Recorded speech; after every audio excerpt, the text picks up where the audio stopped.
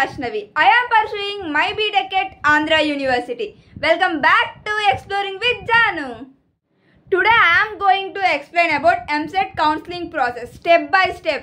Whether you are a AP student or TS student, clear way without any confusion. Let's get into the video. From registration to college joining and ఒకవేళ మళ్ళీ మీరు seat change చేయాలనుకుంటే ఏం చేయాలి, final round వరకు ప్రతిదీ cover చేద్దాం. So skip చేయకుండా వీడియోని ఎండ్ వరకు చూడండి. చాలామందికి కౌన్సిలింగ్ ప్రాసెస్ అనేది అర్థం కాక వెబ్ ఆప్షన్స్ అప్పుడు లైక్ కాలేజెస్ అంటే ఎలా అంటే అలా చూస్ చేసుకుంటారు. అలా చూస్ చేసుకొని మళ్ళీ మీరు బీటెక్లోకి ఎంటర్ అయిన తర్వాత అప్పుడు రిగ్రెట్ ఫీలింగ్ వస్తుంది, అప్పుడు ఇలా చేయకుండా ఉంటే బాగుండు అని. సో మీరు అలా రిగ్రెట్ కాకూడదు అనుకుంటే వీడియోని ఎండ్ వరకు చూడండి, ఎందుకంటే మీకు ప్రాసెస్ అనేది కౌన్సిలింగ్ ప్రాసెస్ కంప్లీట్గా అర్థమవుద్ది. ఇక్కడ టోటలీ 5 స్టెప్స్ ఉన్నాయి. లైక్ ఇది ఫేజ్ 1కి. అండ్ ఒకవేళ మీకు ఫేజ్ 1లో లైక్ మంచి సీట్ రాలేదు, ఒకవేళ పొరపాటున మీరు పెట్టిన కాలేజ్లో లేక సీట్ క్యాన్సిల్ అయ్యింది, అప్పుడు ఏం చేయాలి, లైక్ అది స్టెప్ 6లో చెప్తాను.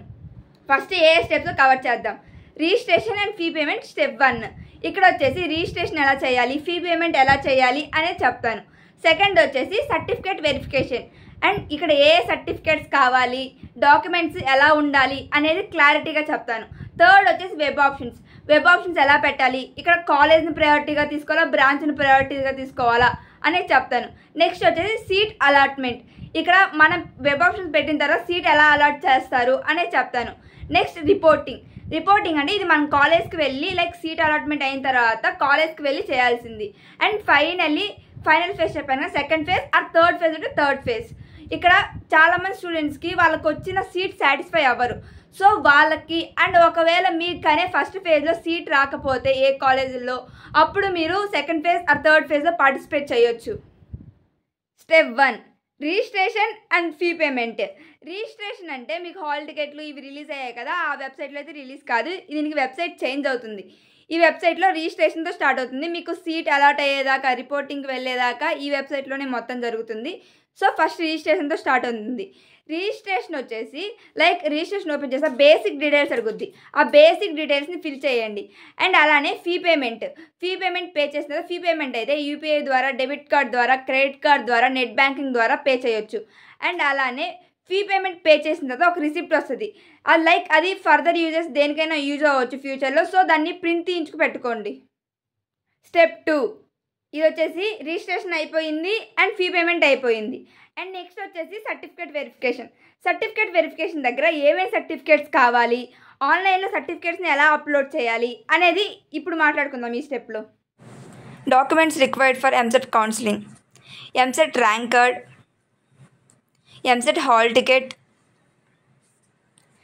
ఎస్ఎస్సి మార్క్స్ మెమో అంటే marks certificate, intermediate marks memo 10+2 marks memo, TC transfer certificate, study certificate 6th నుంచి 10+2 అంటే ఇంటర్ వరకు, caste certificate if applicable, income certificate, Aadhaar card,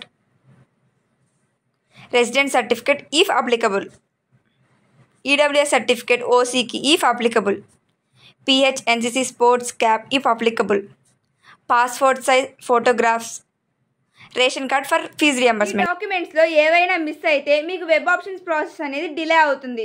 so documents అన్నీ సెట్ చేసి పెట్టుకోండి, ఎందుకంటే మీకు అప్పుడు కంగారు పడకుండా ఇప్పుడే ముందే ఇంకా చాలా టైం ఉంది కౌన్సిలింగ్ ప్రాసెస్కి. సో డాక్యుమెంట్స్ అనేవి కరెక్ట్గా సెట్ చేసి పెట్టుకోండి.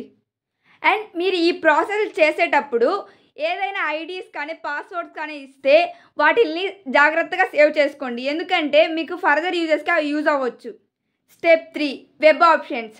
ఇది అనేది చాలా ఇంపార్టెంట్ ప్రాసెస్, ఎందుకంటే ఇక్కడ మీరు కరెక్ట్గా చూస్ చేసుకోకపోతే 4 years మీరు ఇక్కడ రిగ్రెట్ అవ్వాల్సి వస్తుంది. వెబ్ ఆప్షన్స్లో లాగిన్ అయిన తర్వాత అవైలబుల్ కాలేజెస్ ప్లస్ బ్రాంచెస్ ఉంటాయి.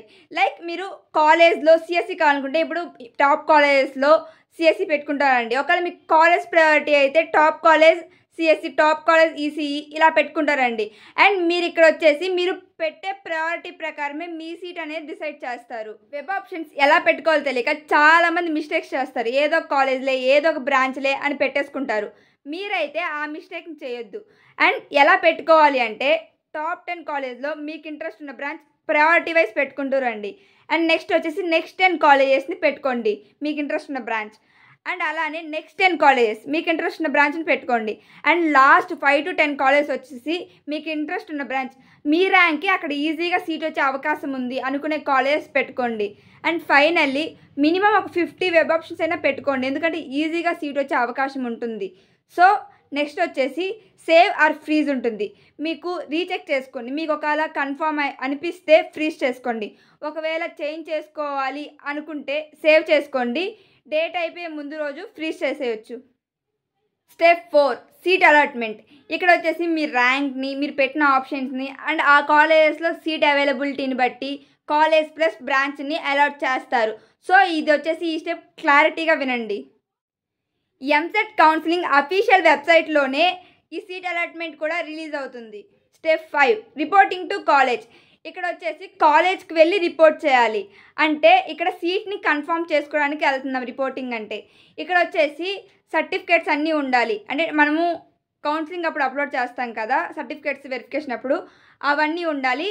ప్లస్ సీట్ అలాట్మెంట్ ఆర్డర్ అంటే ఫీ పేమెంట్స్ చేసిన రిసిప్ట్స్ అన్నీ ఉండాలి.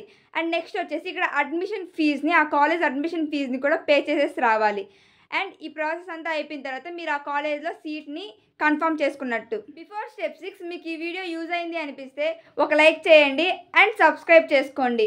మీరు చేసే లైక్ అండ్ సబ్స్క్రైబ్ వల్ల నేను మోటివేట్ అయ్యి ఇంకా మంచి మంచి వీడియోస్ మన ఛానల్లో ప్రొవైడ్ చేస్తాను. Finally step 6 second phase or third phase.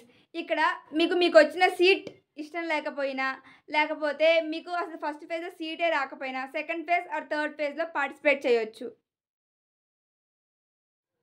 Guys thanks for watching. And మీకు ఈ వీడియో నచ్చితే లైక్ చేసేయండి అండ్ సబ్స్క్రైబ్ చేసేయండి. మన ఛానల్లో ఇంకా వచ్చే మంచి మంచి వీడియోస్ని మీరు మిస్ కాకుండా ఉంటారు.